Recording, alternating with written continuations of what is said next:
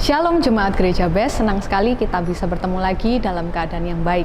Sebelum memulai ibadah pengtian minggu hari ini, saya akan menyampaikan beberapa pengumuman selama bulan Agustus. Gereja BES memiliki beberapa program yang sedang berjalan, salah satunya regenerasi. Melalui The Sealer dan Yes, Gereja BES bertujuan untuk melahirkan pemimpin-pemimpin muda yang takut akan Tuhan dan berjalan sesuai dengan visi Tuhan, sekaligus menjadi pemuda-pemudi yang berkarakter Kristus melalui program pelatihan dan bermisi agar menjadi berkat. Program yang kedua adalah Golden Bridge. Golden Bridge adalah sarana bagi kita untuk bertumbuh pada era digital kali ini. Di antaranya, channel YouTube Gereja BES telah mengupload lebih dari 1.300 video. Bapak Ibu bisa membagikan dan berlangganan untuk mendapatkan update video terbaru setiap harinya. Dan untuk jadwal kebaktian, Bapak Ibu bisa mengakses di Instagram resmi Gereja BES, yaitu @bestchurch.official atau melalui ewarta gereja. Selain dari channel YouTube, Bapak Ibu juga bisa mengikuti kebaktian online Metaverse yang diadakan setiap hari Kamis jam 7 malam waktu Indonesia Barat. Untuk kode ruangan bisa diakses melalui Instagram kami @bestchurch.official.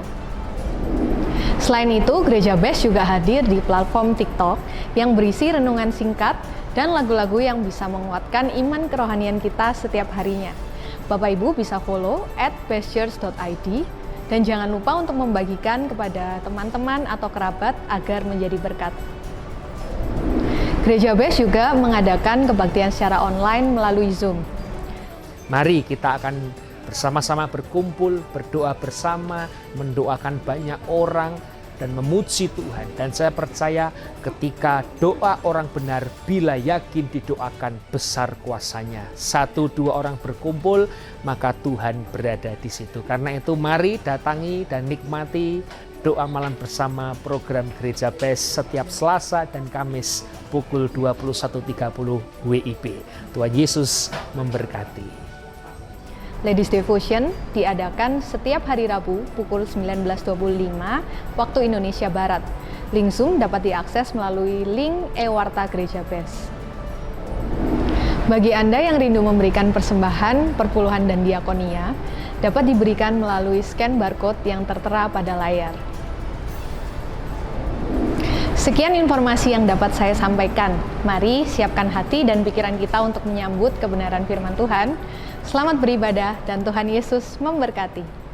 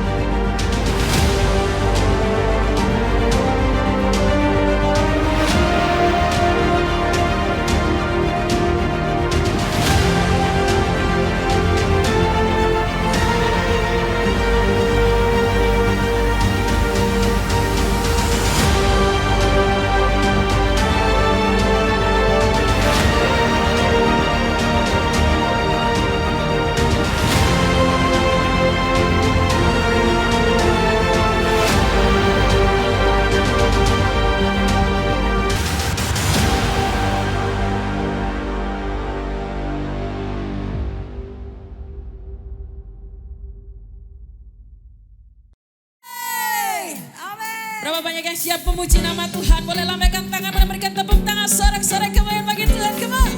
Haleluya. Sebelum dunia ini ada, kuasa-Mu telah terbentang. Sepanjang sejarah manusia, tak ada yang sanggup menyangkali. Kau Alfa, Omega, Tuhanku luar biasa.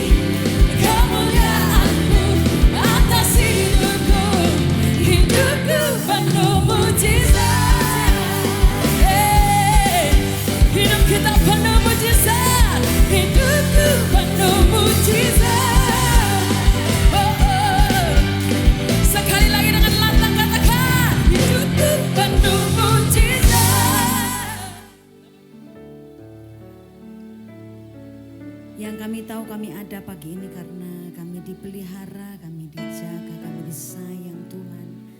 Bahkan hari-hari ini kami boleh jalan bersama dengan Tuhan. Pergumulan kami, sekolah kami, bisnis kami, pelayanan kami, semua ada dalam penyertaan Tuhan. Engkau ada untuk kami.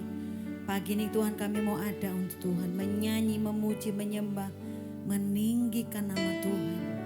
Apapun pergumulan permasalahan kami percaya Engkau bertata di atas pujian penyembahan umat-Mu. Ini jemaat-Mu, ini hadirat. Engkau beracara penuh Roh Kudus.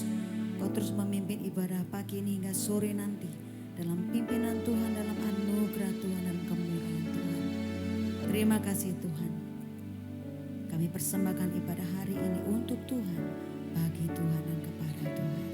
Di dalam nama Yesus.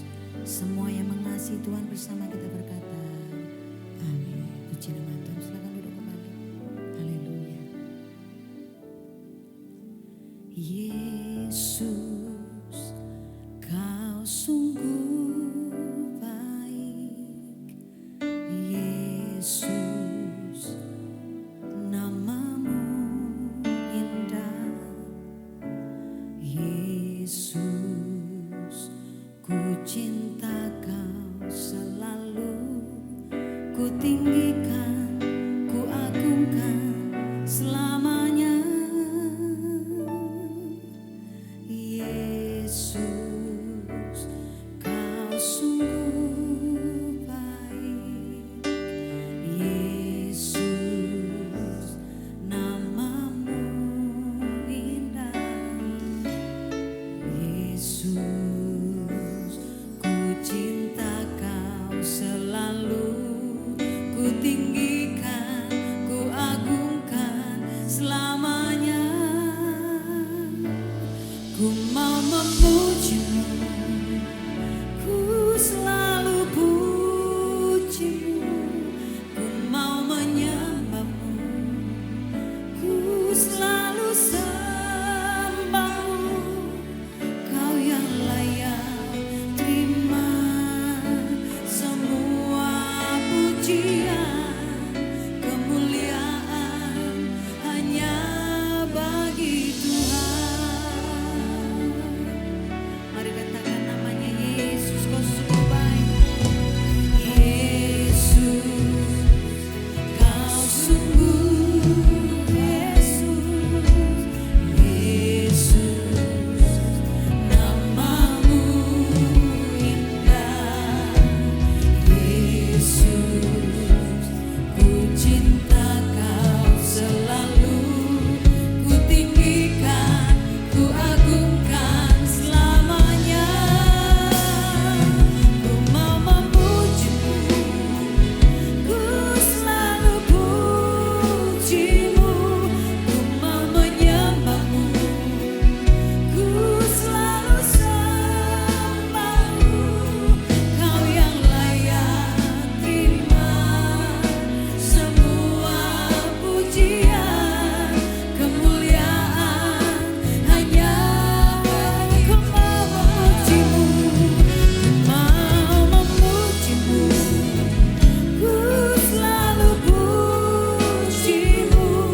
Ku mau menyembah-Mu, ku selalu sembah-Mu. Kau yang layak terima semua pujian, kemuliaan hanya. Mari jemaat berkata, memuji-Mu, ku mau memuji-Mu, ku selalu puji-Mu. Ku mau menyembah-Mu, ku selalu sembah-Mu. Kau yang layak terima semua pujian, kemuliaan hanya bagi Tuhan. Mari jemaat nyatakan, kami memuji-Mu, ku mau memuji-Mu, ku selalu puji-Mu. Ku mau menyembah-Mu, ku selalu sembah-Mu. Kau yang layak Tuhan, Kau yang layak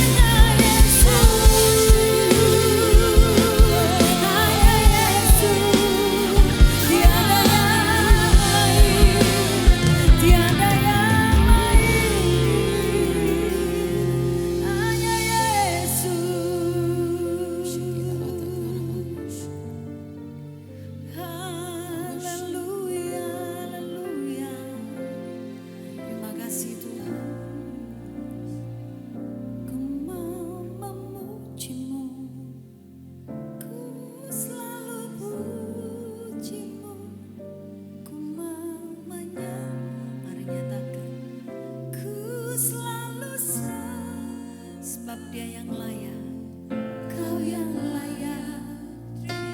Semua pujian kami, kemuliaan. Perlahan kita bangkit berdiri, angkat tanganmu, katakan ku mau memujimu, ku mau memujimu, ku selalu pujimu, ku mau menyembahmu, ku selalu sembahmu. Kau yang layak terima semua pujian, kemuliaan hanya bagi Tuhan.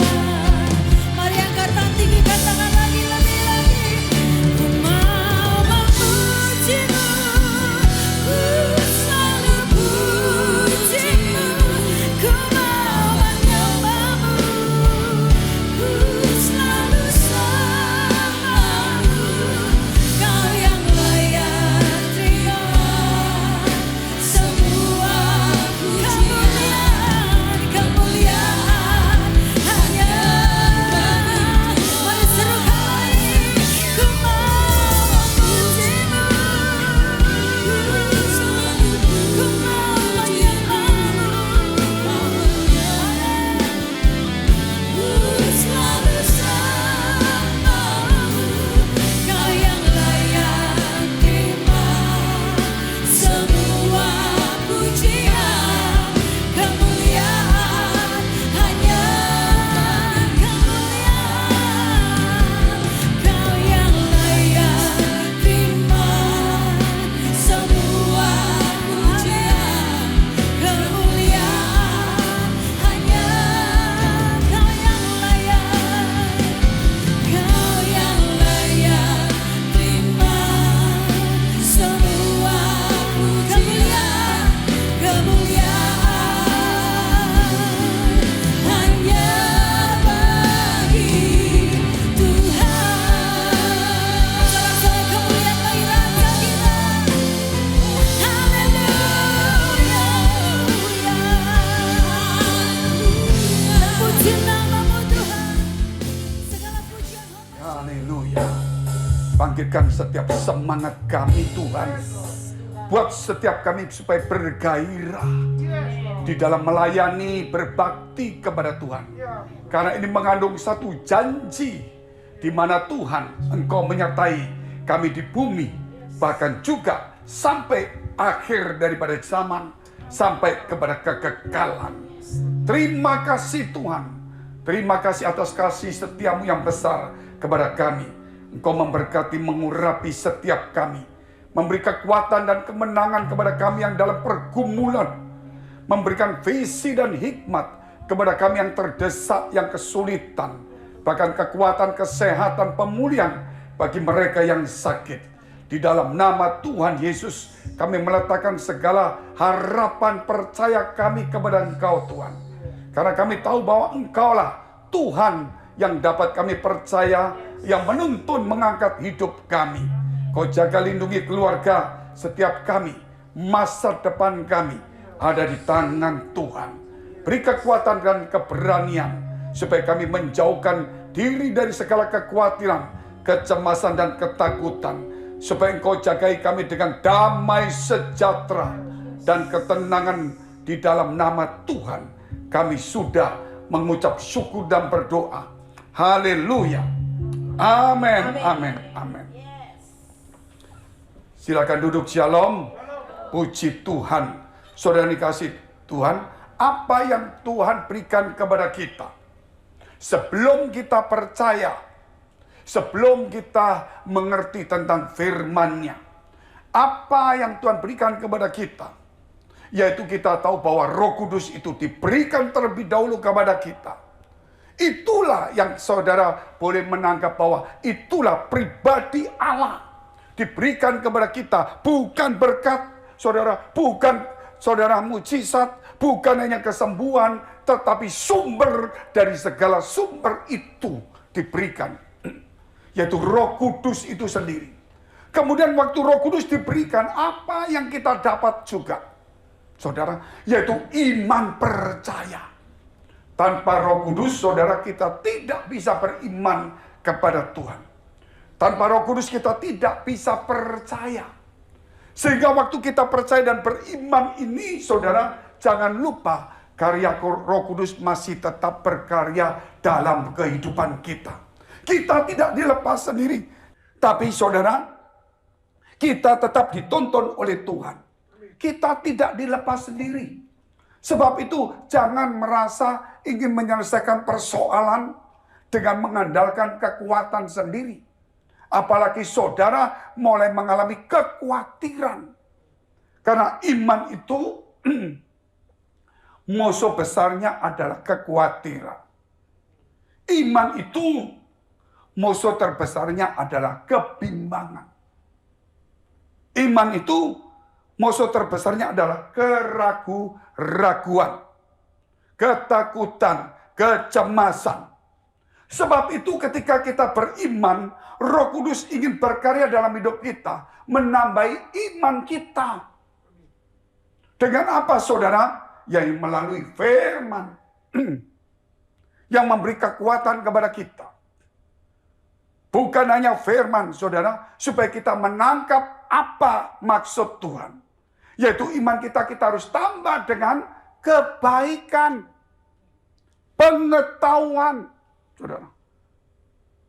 Termasuk ketekunan, penguasaan diri, kesalehan, dan kasih.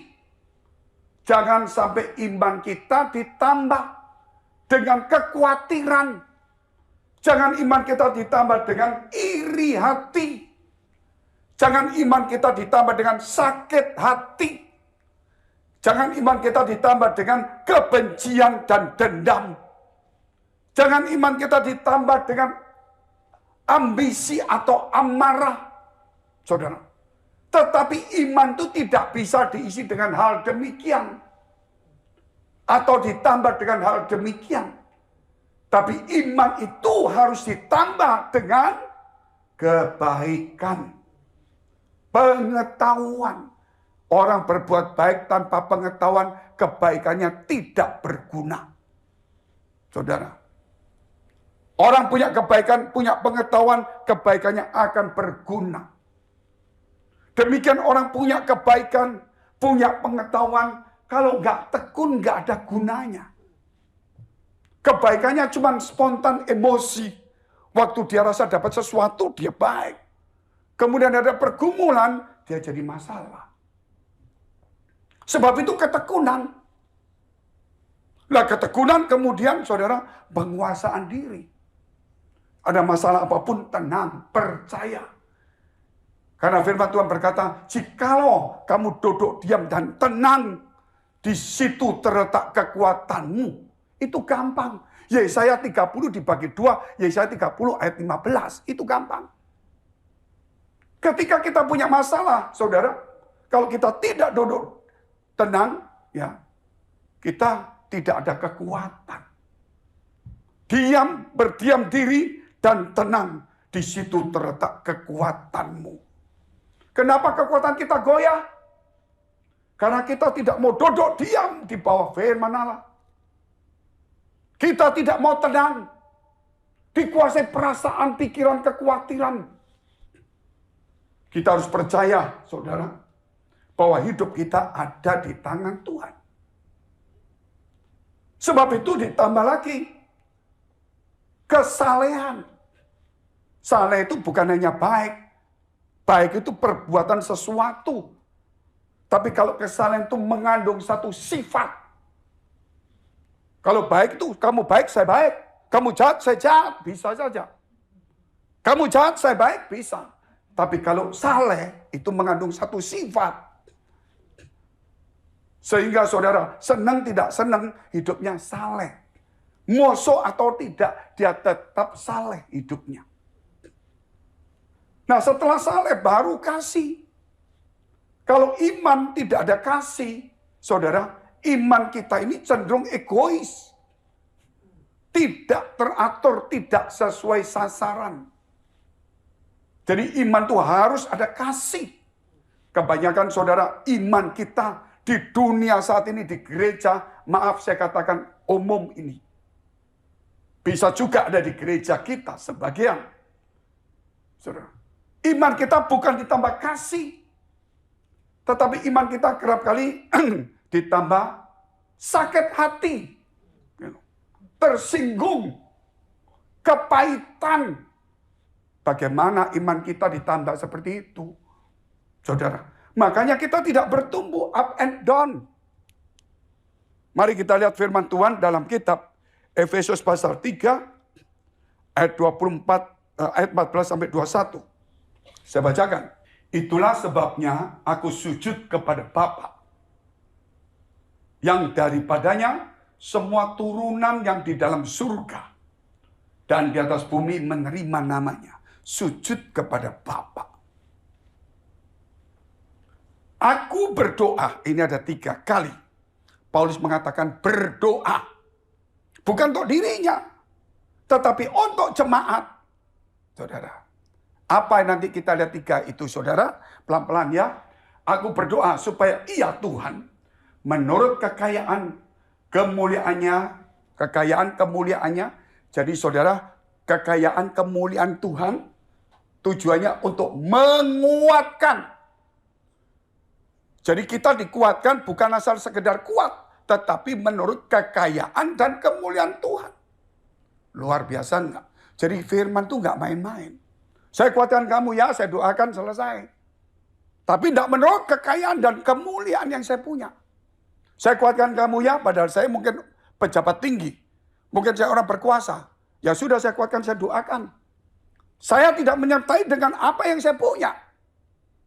Dengan kekuatan otoritas saya. Nah itu kebanyakan manusia juga seperti itu. Tetapi Tuhan tidak seperti itu.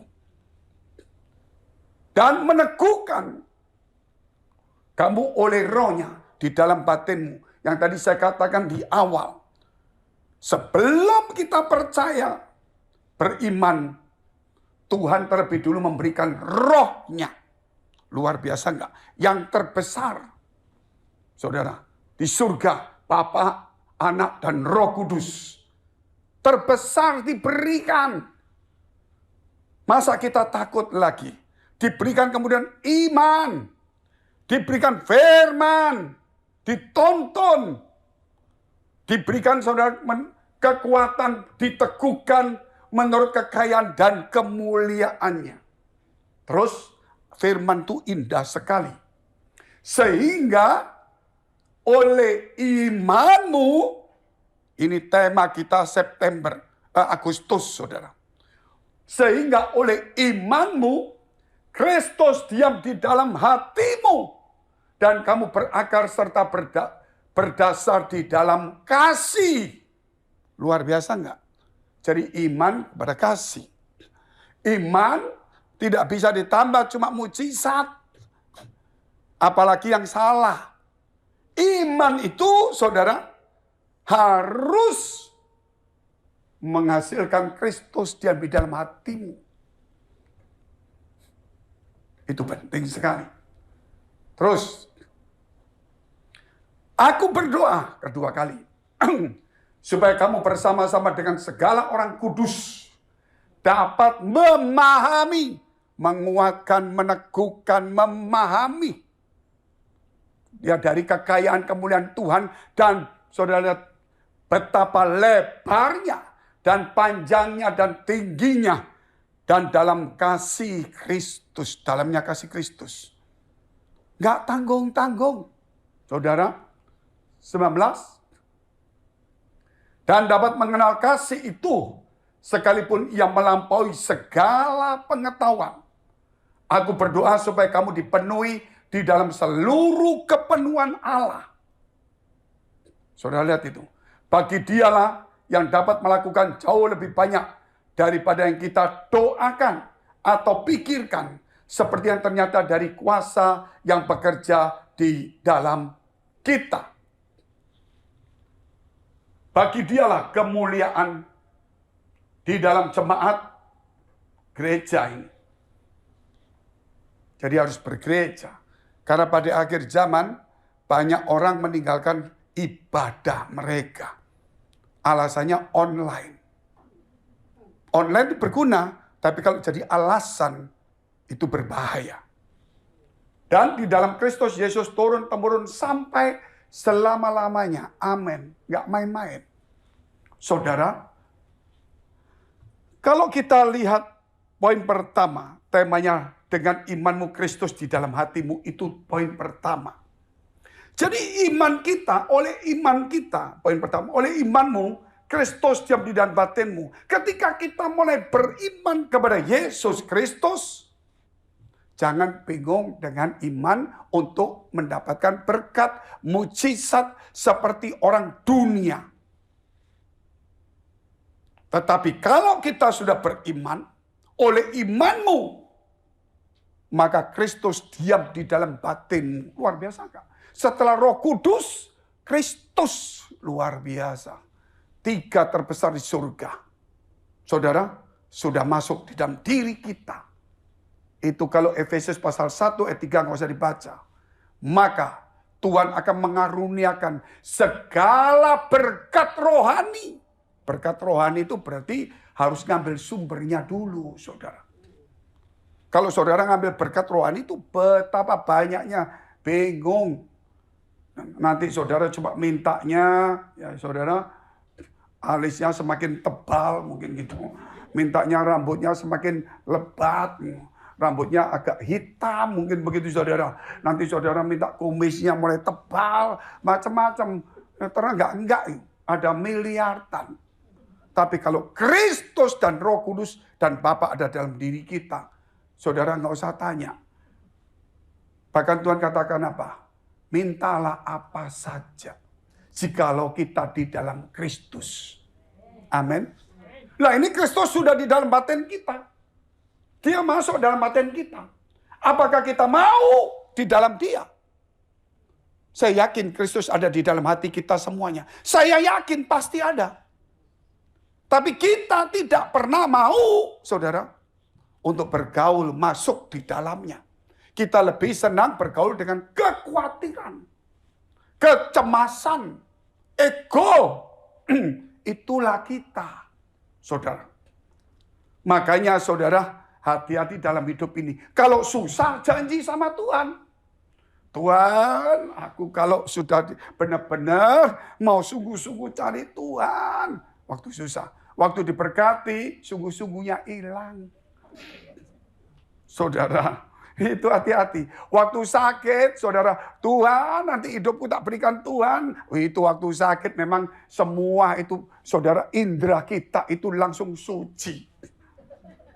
Begitu sembuh mulai setan masuk. Loh hati-hati loh. Saya ini berulang-ulang juga sama. Ketika wah sudah sungguh-sungguh. Kadang-kadang sungguh-sungguhnya hilang.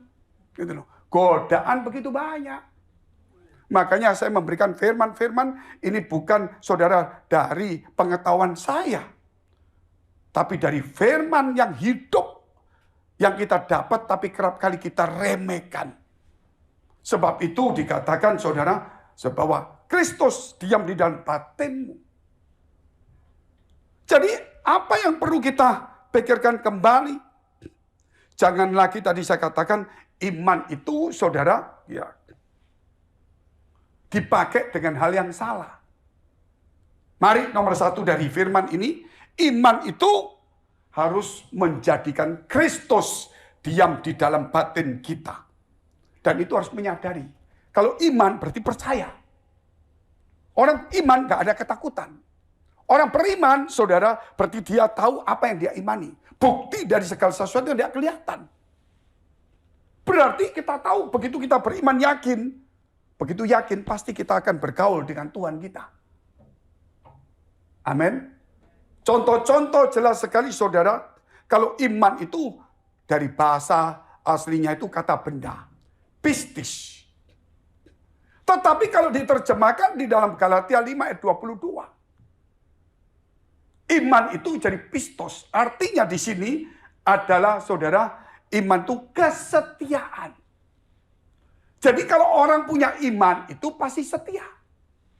Sehingga saya selalu berulang, iman itu harus punya karakter. Saya beriman, pasti karakternya tenang dong. Betul nggak saudara? Saya beriman, karakternya pasti juga harus setia. No. Makanya saudara kalau iman itu faith, saudara pasti tahu. Apa perlu saya ajar bahasa Inggris hari ini? Tapi kalau setia itu faithful, saudara. Jadi saudara lihat itu, jadi iman itu harus ada kata setia, ada karakter yang baik. Setia dalam pekerjaan kita kecil, betul ya? Setia dalam perjanjian kita dengan Tuhan. Setia dengan apa yang kita omongkan di gereja. Setia dengan apa yang kita bicarakan kepada rekan kita. Kalau kita tidak setia dengan perkataan kita, dengan pekerjaan kita, dengan pelayanan kita, dengan iman kita, saudara, bahaya sudah. Jadi iman kita ini sudah mulai ke duniawi. Arahnya ke duniawi bukan ke surgawi. Jadi kalau bicara iman, saya berikan contoh. Penggunaan iman yang benar ya. Jadi, atau iman itu menghasilkan sesuatu yang benar. Jangan sampai iman kita melenceng. Contohnya saudara, kalau kita beli kacamata. Pasti di sini 80% beli kacamata lah. Ya, tapi kalau kacamata yang untuk sesuatu mungkin 40%. Saudara kalau beli kacamata, pasti saudara tahu kegunaannya. Beli, taruhlah yang 500.000. Polos kaca biasa. Kalau beli 5 juta, saudara, mereknya tertentu, kacanya biasa juga. Betul kan? Kacanya biasa, kacamata itu. Setelah saudara beli 500.000 atau 5 juta, atau 15 juta, bukan kacamatanya ini yang mahal. Lensanya itu, walaupun saudara murah, itu yang berguna. Betul nggak saudara? Nah kalau mata kita minus, terus kita beli kacamata yang 15 juta, tapi lensanya kita tidak rubah, saudara, ya tetap baca, tetap tidak kelihatan. Biar 20 juta sekalipun kacamata itu. Kalau kacamata kita 300.000, kalau lensa itu diganti, saudara, nah, diganti sesuai dengan kebutuhan mata kita. Kalau minus, diganti minus, jadi bisa lihat. Plus, diganti plus juga lihat. Silinder, diganti silinder juga lihat. Jadi jangan bicara kacamatanya saja. Tapi fungsinya itu guna nggak? Saya, saudara, beli kacamata. Nah, saudara kacamata karena sudah pakai masker kacamata. Saya tinggal di apartemen, saudara. Apartemen di bawah saya itu gereja best lagi. Terus teman-teman pasang foto saya besar-besar, waduh mengerikan. Jadi saya turun apartemen, pasti orang lihat, oh ini kan foto di sana, saudara. Jadi saya enggak mau, saya pakai masker, pakai kacamata putih. Putih, saudara, bukan plus, bukan minus, bukan silinder. Dipikir orang saya ini mungkin kelihatannya mungkin seperti itu. Tapi enggak, untuk nutupi saja. Sampai orang mau beli, Pak, beli ini kacamata. Iya, beli.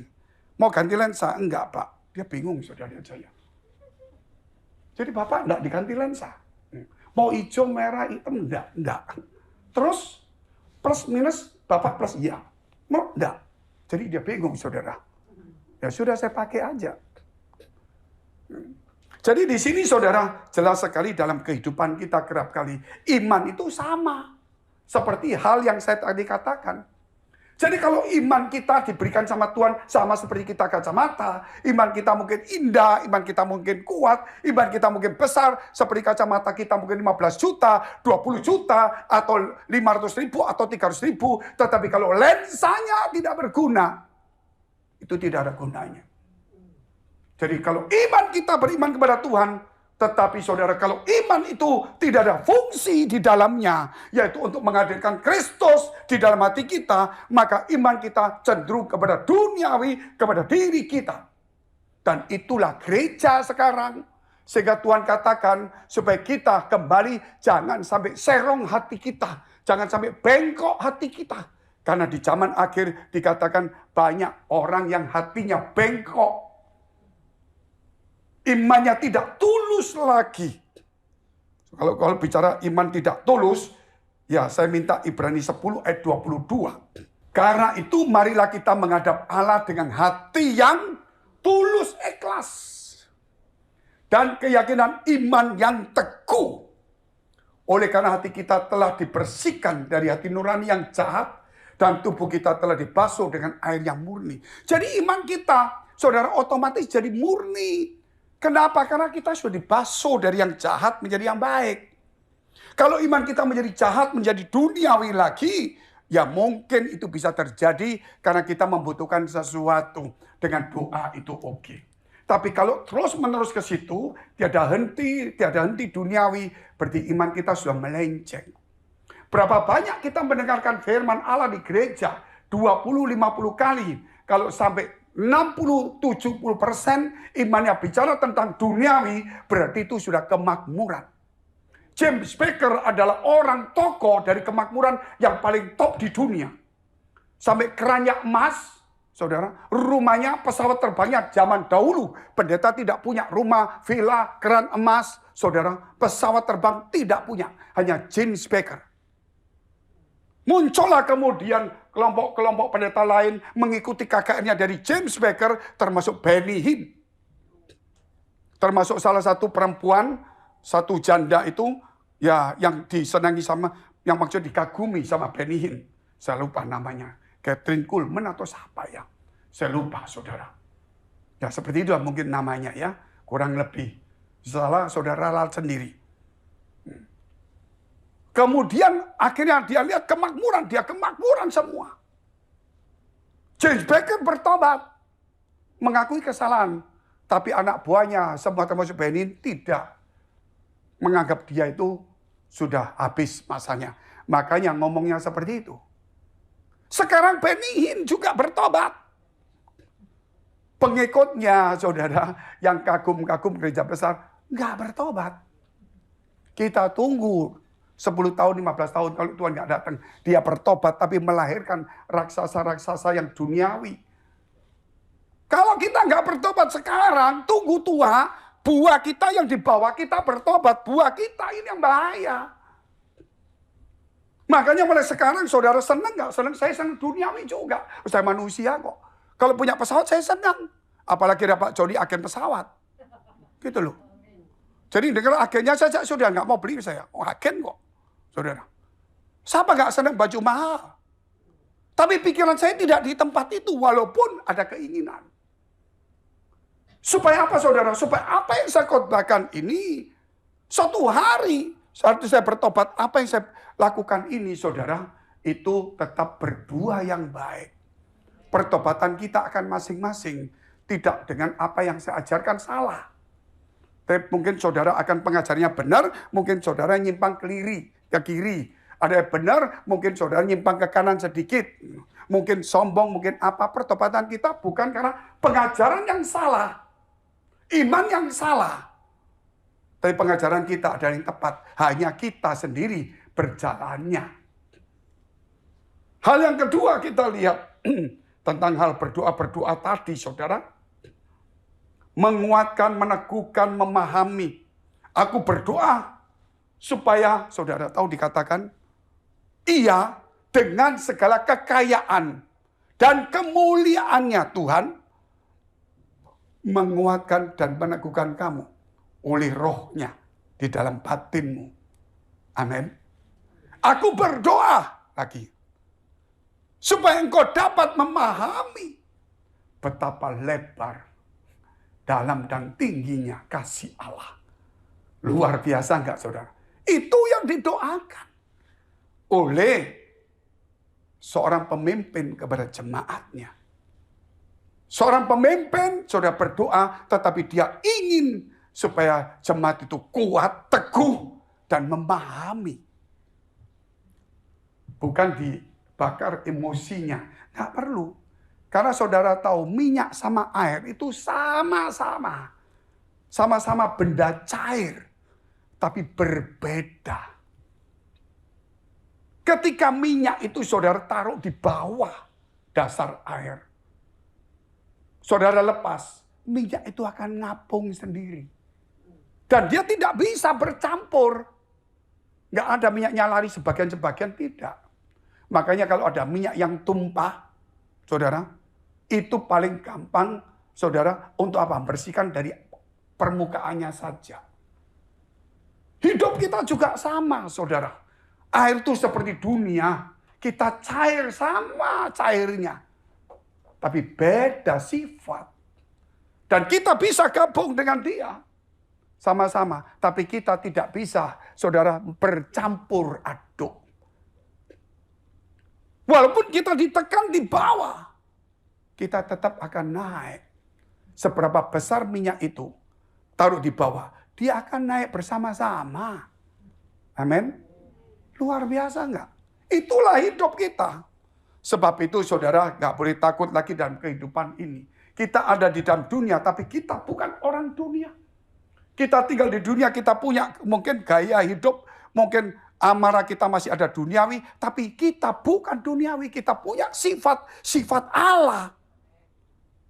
Sehingga kita harus belajar tentang ajaran Yesus dan karakter Yesus. Ini akhir zaman, saudara. Orang akan sukar menjadi hamba uang. Kenapa, saudara? Karena sukar, dia mesti jual imannya untuk kerja. Tetapi dia lupa bahwa dunia ini punya aturan sendiri, surga punya aturan sendiri. Kalau kita mengikuti aturan surga, nggak usah takut dengan kehidupan di dunia. Karena dunia ini tetap di bawah kontrol daripada surga. Makanya saudara lihat dalam kitab Wahyu.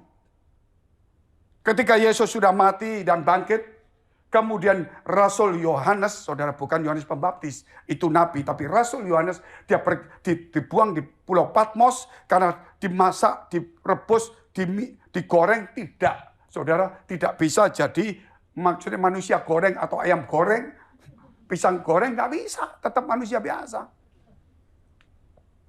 Kemudian dia melihat satu pemandangan di surga. Surga sunyi, senyap, takut, semua sedih, menangis. Kenapa? Ada sebuah kitab yang tergantung, tidak ada satupun yang bisa membukanya. Semua nangis termasuk 24 tua-tua. Sunyi, senyap, menangis, sedih. Bahkan Rasul Yohanes itu sedih, nangis. Sampai para tua berkata, jangan kamu menangis. Karena anak domba Allah yaitu Yesus Kristus yang telah mati disembelih di kayu salib. Dia yang bisa membuka kitab itu. Maka kitab itu dibuka. Meterainya ada 7. Dimeterai. Waktu meterai dibuka 1, 2 oleh Tuhan Yesus. Sampai meterai ke-7 dibuka. Saudara, genaplah rencana Allah. Kalau saudara baca mungkin bingung. Dari Wahyu pasal 7 sampai dengan Wahyu pasal 19 mungkin saudara akan bingung. Karena itu agak berat. Tapi kalau saudara baca kitab Wahyu 20 sampai 21, itulah akhir. Bahwa iblis akan ditangkap, dimasukkan di tempat api yang menyala-nyala bersama dengan nabi dan binatang itu. Dan kita kemudian hidup selama-lamanya bersama dengan Tuhan. Dengan bumi baru, langit baru. Dan kemenangan ada di tangan orang percaya. Itu kitab yang ditutup meterai. Tidak bisa dibuka. Dibuka oleh Yesus, oleh darahnya. Sehingga kita tahu akhir daripada zaman dunia ini. Kita tetap sebagai pemenang. Amin. Nggak perlu takut. Setan boleh berkuasa. Tapi dia bukan maha kuasa. Sebab itu kata menguatkan, meneguhkan, dan memahami. Aku berdoa. Supaya ia dengan kekayaan dan kemuliaannya menguatkan, meneguhkan kamu. Kata menguatkan, saya ambil dulu menguatkan. Saudara, saya pernah punya handphone. Oh, bukan pernah, ya memang sampai sekarang punya. Tapi maksud saya pernah punya handphone yang jatuh pecah kacanya. Saat itu Huawei, karena berat saudara. Saya asli dari sana. Dari asalnya negaranya, Tiongkok. Saya punya. Setelah saya punya, saudara, saya pakai, karena berat. Jatuh, kacanya pecah. Kacanya pecah 1 tahun saya nggak pakai, nggak bisa. Mau tekan pakai apa? Wah bingung. Tanya di Indonesia harganya jutaan. Kok mendekati sama ya? Dengan HP-nya nggak usah beli deh. Pas teman saya berangkat, dia tunjukkan ada garansinya. Bahwa sekian tahun boleh. Dikasih lah kacanya tanpa bayar. Luar biasa. Saya pakai lagi. Jatuh pecah lagi. Pecah kacanya. Saya kirim ke sana. Nggak mau, cuma 1 kali. Saya bayar, saudara, 1/3 dari harga handphone. Ya terpaksa kita bayar. Aduh, sejak itu saya bayar sendiri. Karena saya bayar sendiri, saya takut. Saya kasih kaca anti pecah lapisnya. Terus saya kasih namanya, apa namanya itu? Penutupnya ini karetnya, ujungnya yang tebal-tebal supaya kalau jatuh nggak tak pecah. Gara-gara itu saudara trauma. Jadi handphone itu bagus. Tapi bisa pecah juga. Sehingga saudara handphone itu tetap bagus. Saya bikin untuk diperkuat. Sehingga waktu berapa kali jatuh saudara. Tapi jangan sengaja dijatuhkan. Berapa kali jatuh saudara. Waduh jatuh. Tapi tidak apa-apa saudara. Namanya tangan ini kadang-kadang kan nggak bisa sempurna juga. Nah berapa sih harga pelapis depannya untuk anti pecah itu? Paling cuma sekian. Juga anti radiasi ada, anti dilihat orang. Jadi kalau orang suka punya anti yang dilihat orang, itu pasti simpen rahasia terlalu banyak. Itu uangnya nomor 1 paling banyak dia mungkin. Gitu loh. Kalau enggak uangnya berarti yang lain. Itu handphone saudara. Demikian dengan hidup kita yang seperti handphone yang mahal dipakai Tuhan. Saudara yang luar biasa, ada otak, ada semuanya. Ayo saudara, kita harus perkuat. Supaya jangan hidup kita menjadi masalah bagi orang lain. Tapi menjadi berkat dalam kehidupan kita. Itu kita hiasi dengan firman. Makanya Tuhan memberi kekuatan kepada kita. Supaya imannya semakin kuat. Bukan hanya itu saudara, kalau kita melihat yaitu diteguhkan, meneguhkan. Meneguhkan. Jadi kalau kita dapat satu nubuatan harus minta peneguhan. Jangan saudara dapat nubuatan saudara ambil. Contohnya Holyfield. Waktu mau melawan Mike Tyson. Wah dinubuatkan. Kamu menang pakai Filipi pasal 4. Saudara. Dan sebagainya. Ditulis di situ. Segala perkara dapat kutanggung di dalam dia memberi kekuatan kepadaku. Makanya dia kuat menghadapi saudara. Tapi waktu saudara dia menang. Betul kan? Bagus kan? Dinubuatkan lagi. Kamu, istrimu di tempat ini. Yang itu. Kawin. Nggak sampai sekian tahun cerai. Jadi bingung. Makanya nubuatan itu perlu diteguhkan. Peneguhan-peneguhan itu perlu.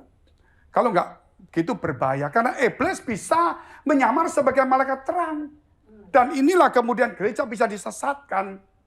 Kita dapat visi. Salah satu contoh visi. Saudara, ya banyaklah. Saya melihat anak-anak muda. Ya minimal ratusan. Akan dipakai Tuhan. Ini saya melihat ada 110 anak muda di gereja kita. 50 sudah leader. Sudah cukup bagus. Tetapi yang terbaik mungkin 15-20. Tapi masih ada 50 lebih anak muda yang sedang digodok sekarang. Tetapi saya juga lihat ratusan, bahkan saudara ribuan. Karena yang maju itu banyak, itu akan diberkati Tuhan. Jadi kita tidak perlu narik-narik orang-orang kaya dari gereja lain. Karena gereja lain juga butuh orang kaya, saudara, untuk bayar sewa. Kita ini harus membuat orang kita sendiri yang diperkaya oleh kekayaan dan kemuliaan Tuhan. Amin. Makanya gereja kita paling enak. Orang kaya kita ditarik orang lain, kita pusing sedikit. Gitu. Tapi orang lain kalau orang kayanya kita tarik, mati-matian pusing, saudara. Karena kita tahu kita mengandalkan Tuhan.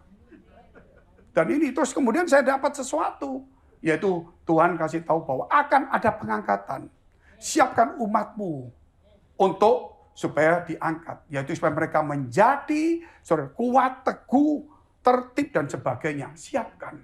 Ini saya siapkan. Karena akan terjadi. Tapi saya bicara cuma 3-4 orang. Kemudian ada juga pekerja kita, anaknya pekerja, mulai dapat visi juga sama.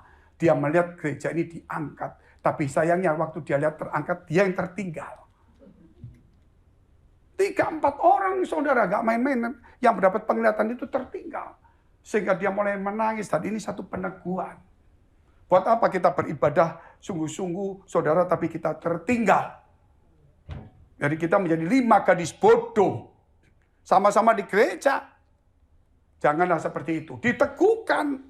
Saudara, visi itu perlu diteguhkan kembali. Nah, juga waktu kita buka gereja di tahun 2006. Tuhan suruh buka gereja. Waduh, saya di Singapura. Jemaat cuma nggak sampai 20. Rajin ke rumah sakit. Setiap hari kirim rumah sakit ini, kirim itu, kirim kos-kosan semua saudara. Setiap mulai Sabtu Minggu datangkan orang sakit, jemputi pakai mobil itu saudara. Supaya jemaatnya jadi kelihatan 40-50, tapi yang saudara yang 40-30 itu yang sakit semuanya. Tapi mereka sebagian sembuh ya nggak kembali lagi pasti loh saudara. Tapi yang ini muncul. Terus Tuhan kasih visi bahwa akan ada di provinsi Indonesia semua, bahkan di luar negeri. Ada tiang awan tulisannya best. Saya berpikir aduh berat juga, di belum tentu lah Pak Engki. Saya bilang gitu, kita doalah, melangkah aja. Heran saudara, ini sudah 15 tahun, 16 tahun. Kita punya 59 gereja. Ini bukan kita cari duit, bukan ngotot, bukan merusak gereja lain, enggak loh. Ajarannya seperti ini, kolektor pun saudara kasih, nggak apa-apa, lupa nggak apa-apa. Jangan lupa seumur hidup, gitu aja saudara. Kita nggak masalah soal itu, yang penting pengajaran. Gitu. Dan ini terjadi loh. Makanya yang ketiga dari yang poin kedua ini, saudara, yaitu namanya memahami betapa lebar, ya, panjang tingginya kasih Allah. Dipahami. Tadi nyanyian dikatakan masalah mungkin tidak ada habis-habisnya. Tapi kasih Tuhan juga tidak habis, bahkan sampai kekal. Bahkan ketika tidak ada masalah, kasihnya tetap ada. Bahkan di surga tidak ada air mata, tidak ada duka cita, kasihnya tetap kekal. Luar biasa enggak? Makanya memahami, kata memahami ini saudara saya kasih contoh saja. Nggak usah bicara bahasa asli, nanti mumet kepala kita pusing. Memahami itu saya kasih contoh yang paling gampang ya. Nah, saya punya handphone saudara. Handphone ini. Nah, handphone ini saudara, saya kerap kali saya beli yang paling canggih. Berapa itu? 3 juta. Yang terbaru 7 juta. Fungsinya apa? A, B, C, D, E, F, G. Saya gini. Tapi saya nggak ngerti semua yang diomongkan dia, saudara. Jujur ngomong, ini apa? Waduh, nggak ngerti. Pemakaian ini. Pokoknya nanti saya belajar dari pelan. Jadi saya beli mewah, maksudnya yang bagus. Tapi fungsinya cuma WhatsApp saja. Sama lihat berita lain nggak ada. Teman saya bilang, Pak Fengki, kamu buka ini, kamu kalau ngomong di WA ini, kamu tekan ini, terus kamu ngomong, gitu. Nanti tertulis dia. Oh gitu ya, cara gimana? Oh ya ampun, 7 tahun baru ngerti sekarang. Jadi kalau saya mau ngetik mobil gini-gini, saudara, mesti parkir dulu. Nggak usah, Pak. Jadi buka aja, Bapak ngomong, saya, tapi yang jelas. Saat ini, pergi ke, dia langsung tek kata-katanya keluar. Tinggal send, gitu loh. Tapi kalau ngomongnya, saya pergi di sini, keluarnya bahasa Mandarin. Bingung saudara. Nggak karuan semua nanti. Dan terjemahkan juga bingung. Bukan hanya ini, saya pergi-pergi, saya telepon. Ini ya, kamu nanti jalan sana, belok sini, kiri, kanan, gini, ada ini. Nggak ngerti, saya terangkan nggak ngerti. Kamu tolong cerita dong, capek dong. Gitu. Terus cerita, nggak ngerti. Pak, buat apa capek? Sherlock, apa Sherlock? Share location. Waduh, disingkat. Saya ini baru ngerti 2 tahun lalu. Luar biasa enggak? Sherlock baru ngerti. Sekarang ada apa-apa ngomong, belok sini, nggak ngerti. Ya, saya kirim Sherlock lah, sudah. Tidak pusing-pusing.